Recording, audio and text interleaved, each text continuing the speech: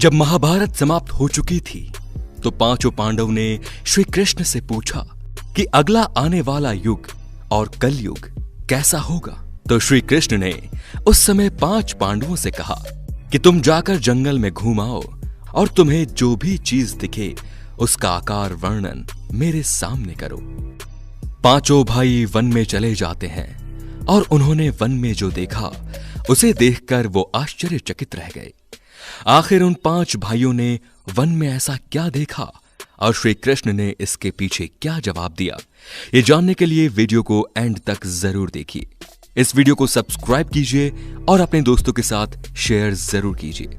पहले भाई ने बताया कि उसने एक बड़े से पंछी को देखा जिसके पंखों पर वेदों की रचना लिखी हुई थी, लेकिन वो जानवरों का मांस खा रहा था। जब अर्जुन ने बताया कि उन्होंने जंगल में ऐसा कुछ देखा तो श्री कृष्ण ने इसके वर्णन में कहा कि कलयुग में ऐसे ही कुछ लोग होंगे जिन्हें बुद्धिमान कहा जाएगा, लेकिन वो दूसरों का नुकसान करने के लिए हमेशा तत्पर रहेंगे और अपना फायदा किसी न किसी तरह से निकलवाने की कोशिश करेंगे।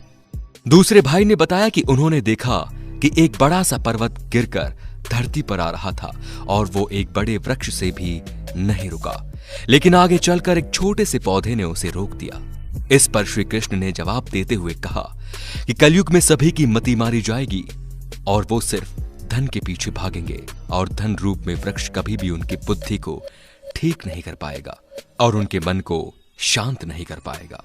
अगर वो छोटे से पौधे यानी कि हरि के नाम के बदले उसी समय उनकी समस्या का निवारण हो जाएगा और कलयुग में मन को शांति मिलेगी।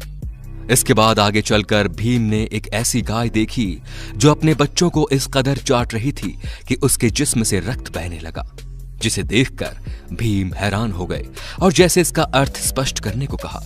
श्री कृष्ण ने बताया कि कलयुग में लोग अपने बच्चे से इतना प्यार करेंगे कि उनके प्यार के चलते उनका विकास ही रुक जाएगा और कलयुग में बच्चे विकासशील नहीं होंगे।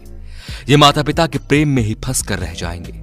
अगर किसी का पुत्र साधु बन जाता है तो उसके दर्शन करेंगे लोग, लेकिन खुद का पुत्र साधु बन जाए तो बैठकर रोएंगे लोग और निराश होंगे कि आखिर उनके पुत्र ने ऐसा क्यों किया।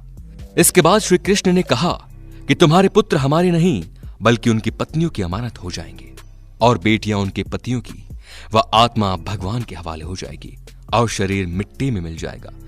इसके बाद जंगल में उन्होंने 2 सूंड वाले हाथी को देखा, इसीलिए श्री कृष्ण से स्पष्ट करना चाहा।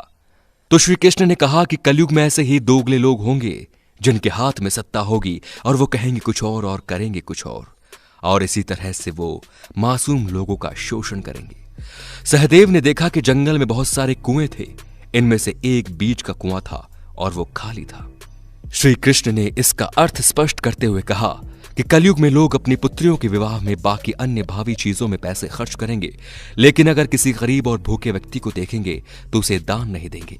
दोस्तों, ये श्री कृष्ण जी की भविष्यवाणियां जो लगभग सच हो चुकी हैं कलयुग में। अगर आप इस बात से सहमत हैं तो कमेंट बॉक्स में लिखकर जरूर बताइए और साथ ही साथ ऐसे और भी इंटरेस्टिंग और रहस्यमयी वीडियोस को देखने के लिए हमारे चैनल को सब्सक्राइब करें और बेल आइकन को दबा दीजिए। धन्यवाद।